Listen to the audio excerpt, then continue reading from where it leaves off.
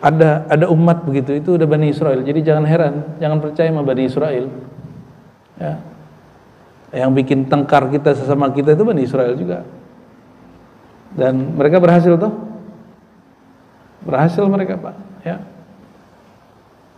Sesama pejuang Al-Quds Palestina tengkar di Palestina sendiri. Indonesia cuma karena perbedaan paham tentang aliran-aliran yang berjuang di sana, itu ikut-ikutan tengkar, kan lucu.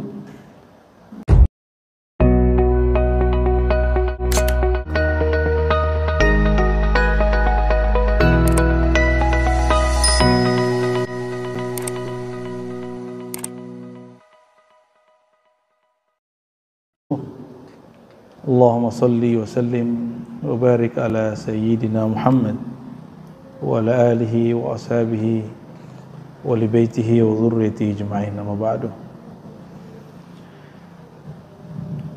Bapak Ibu yang dimuliakan Allah, saudara-saudari jemaah subuh, kita masih di kitab Al-Fiqhul Akbar, kitab paling tua dalam akidah Ahlus Sunnah wal Jamaah. Imam yang mengarang kitab ini, imam yang mazhabnya pun paling tua dari 4 mazhab yang muncul di zaman salafus saleh, yaitu mazhab Hanafi. Imamnya adalah Al-Imam Abu Hanifah. Beliau wafat 150 Hijriah, ya.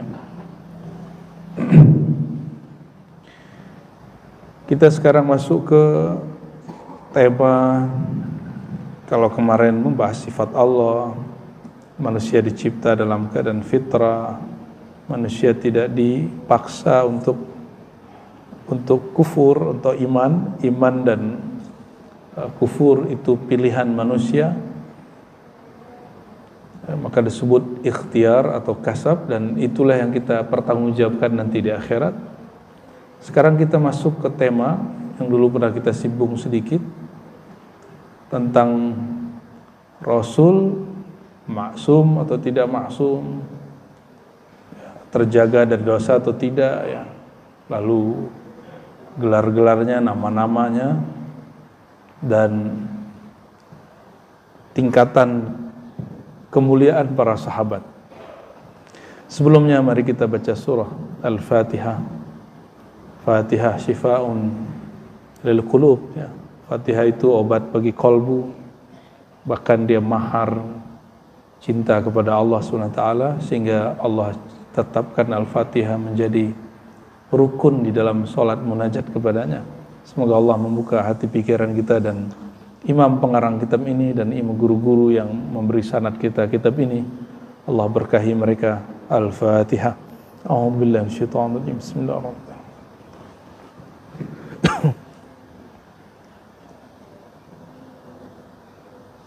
Ghairil maghdubi alaihim waladdallin. Amin. Qala wal anbiya'u alaihimus salatu wassalam kulluhum munazzahun anis saghair wal kabair. Para nabi, semoga salawat dan salam tercurah kepada mereka selalu, kulluhum, semua mereka, semua nabi. Jumlahnya berapa? Jumlah nabi? 25, dikit itu. Berapa jumlah nabi? 124.000, sesuai dengan beberapa riwayat yang dikumpulkan oleh Imam Ibnu Hajar dari Imam Hakim, Bazzar, Imam Tabarani dan lain-lain, ya. Jadi ada 124.000, yang kita kenal hanya 25. Betul ya? Ada nabi yang ditipu oleh umatnya. Kata umatnya, ini kita punya bencana, kamu gimana, ada jalan keluarnya? Salah satu jalan keluar bagi dia adalah, ya udah kuburkan saya, tapi besok bangkitkan lagi, gali lagi kuburnya. Mereka ternyata itu tipu muslihat, bosan diceramahin sama nabi. Namanya Nabiullah Khalid bin Sinan. Siapa nama nabinya? Khalid bin Sinan. Enggak masuk 25. Dikubur sore, sampai sekarang enggak dibangun. nggak ada yang gali. Itu kejadian tuh Bani Israel, Pak. Itu zaman-zaman antara Nabi Isa ke Nabi Muhammad SAW, ya. Ada umat begitu, itu udah Bani Israel. Jadi jangan heran, jangan percaya sama Bani Israel, ya. Yang bikin tengkar kita sesama kita itu Bani Israel juga. Dan mereka berhasil tuh, berhasil mereka, Pak, ya. Sesama pejuang Al-Quds Palestina tengkar di Palestina sendiri. Indonesia cuma karena perbedaan paham tentang aliran-aliran yang berjuang di sana, itu ikut-ikutan tengkar, kan lucu. Nggak siap berbeda, tapi malah kemudian senangnya bertengkar, ya. Nabi aja ditipu oleh Bani Israel, apalagi orang Islam. Kulluhum, semua para nabi. Nah, ada nabi itu ada yang diutus ke Bani Israel, ada yang diutus ke orang Bani Saba, ya, negeri Saba, ya. Saba itu Arab asli. Jadi al-Arab al-asil, Arab yang asal itu negeri Saba, salah satunya. Nabi Muhammad SAW tidak murni Arab secara genetik, ya. Beliau itu campuran Arab dan Musta'arab. Maka kalau orang tes DNA habaib sekarang, ya nggak akan murni Arab, nggak akan murni Arab, ya. Kita nggak akan ikut-ikutan masalah tes DNA, ya. Kita berkeyakinan orang selamat bukan dengan nasab, tapi siapa yang punya nasab. Tidak mungkin ulama besar seperti Al-Haddad, Al-Attas, Faqih Muqaddam, ya. Mereka itu mendustakan, membikin nasab mereka sendiri, nggak mungkin. Kalau kita nggak percaya, nggak apa-apa, tapi nggak usah kemudian membatalkan nasab orang. Kita nggak wajib percaya kok. Saya klaim nih, saya keturunan Sunan apa, Pak? Sunan Terbangan lah, ya kan, nggak ada di Sunan 9 tuh. Saya klaim nih, ya, buat nasab sendiri. Bapak boleh percaya, boleh tidak. Jadi nggak sesederhana itu sebenarnya. Tapi orang hari ini kok sukanya tengkar, ya, itu saya heran juga. Kulluhum, semua para nabi, munazzahun, mereka dibersihkan Allah an-saghairi wal kabair, dari dosa kecil dan dosa besar. Maka Nabi tidak punya dosa besar ataupun kecil. Lalu bagaimana dengan ayat? Jadi kalimat ini ditentang oleh Syekh Ibn Taimiyah yang menjadi imam di kalangan Salafi, yang hidup di abad ke-8, wafat tahun 728 Hijriah, bukan ulama Salaf. Karena Salaf itu 300 tahun pertama, sedangkan Ibn Taimiyah sudah masuk abad ke-8. Apa kata Ibn Taimiyah? Terus gimana dong dengan ayat fa'asa Adamu rabbahu faghawa? Lalu Adam durhaka kepada Tuhannya dan dia tersesat. Ayat ini dipahami secara harfiah oleh Syekh Ibn Taimiyah, maka dia mengatakan bahwa para nabi berdosa dan dosa aja kecil. Disitulah beliau disidang lagi, masuk penjara lagi. Jadi Ibn Taimiyah itu fatwa, masuk penjara, lepas lagi, masuk penjara lagi, lepas lagi, masuk penjara, karena fatwanya. Ya, semoga Allah mengampuni fatwa-fatwa beliau. Dan sayang sekali sekarang fatwa-fatwa Syekh Ibn Taimiyah dicetak dan orang-orang mengaksesnya. Dulu Hadratus Syekh Hasyim Asy'ari, saya bukan NU, Bapak harus tahu, saya bukan pengurus PBNU, ya, atau ranting, enggak, ya. Cuma memang sanad ilmu saya nyambung ke Hadratus Syekh Hasyim Asy'ari. Dan beliau nulis di Risalah Ahlussunnahnya tentang itu, tentang Ibn Taimiyah. Maka saya dengar di pesantren beliau, ada nggak sih di zaman itu kitab Ibn Taimiyah? Ternyata ada, tapi beliau tidak memperkenalkan, mengizinkan murid pemula membacanya. Hanya orang-orang yang sudah matang akidahnya baru dibolehin baca. Nah, ini masalah orang-orang masuk UIN hari ini, masuk kampus, mau kampus UIN, mau kampus Selipia, mau kampus yang ada di Medina atau Azhar.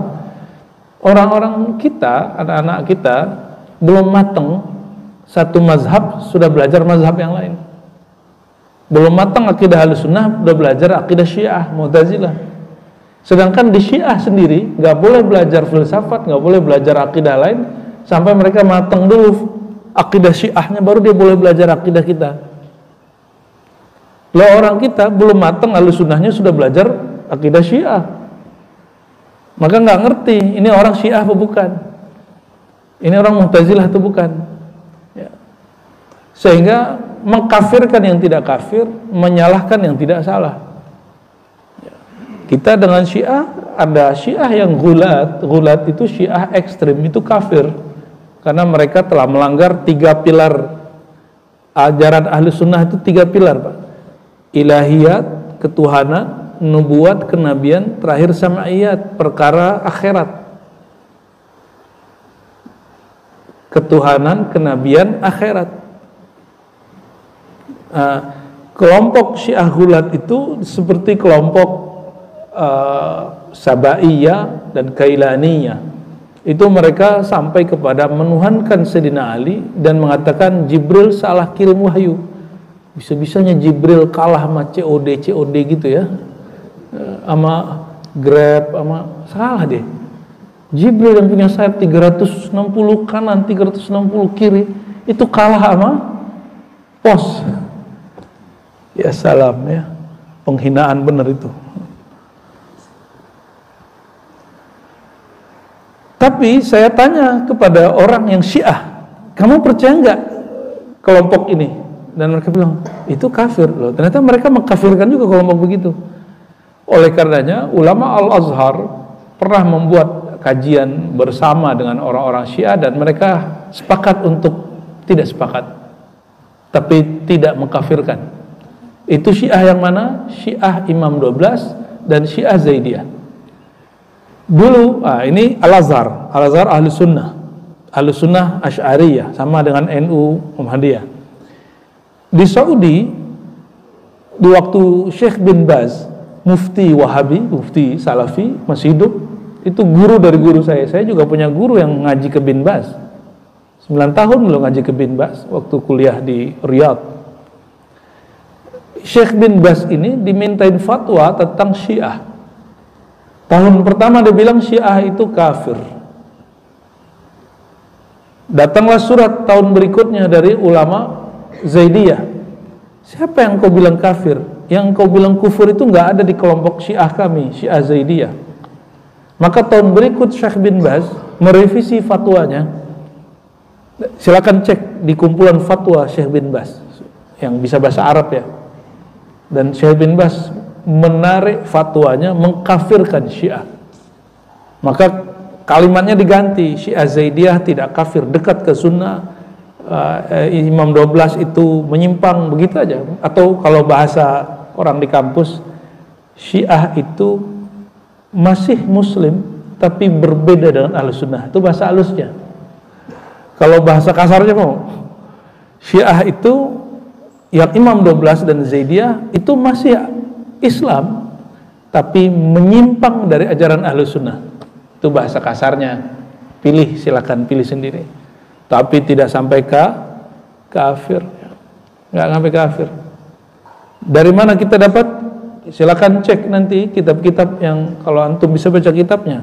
Kitab Usuluddin Abdul Qahir Al-Baghdadi, Al-Milal wan Nihal, Al-Farqu bainal Firaq, karya Abdul Qahir Baghdadi, Syahristani dan Al-Sifahani. Mereka semua tidak mengatakan, tidak ada satupun yang mengatakan Syiah Imam 12 dan Syiah Zaidiyah itu kafir. Nggak ada satupun.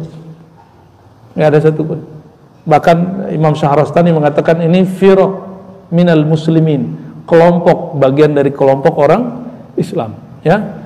Nah, kalau di Indonesia ada berapa tuh kelompok-kelompok Syiah itu? Yang sudah meninggal aja kita sebut ya, Jalaluddin Rahmat, Jalaluddin Rahmat, dan yang masih hidup kita nggak usah sebut lah ya.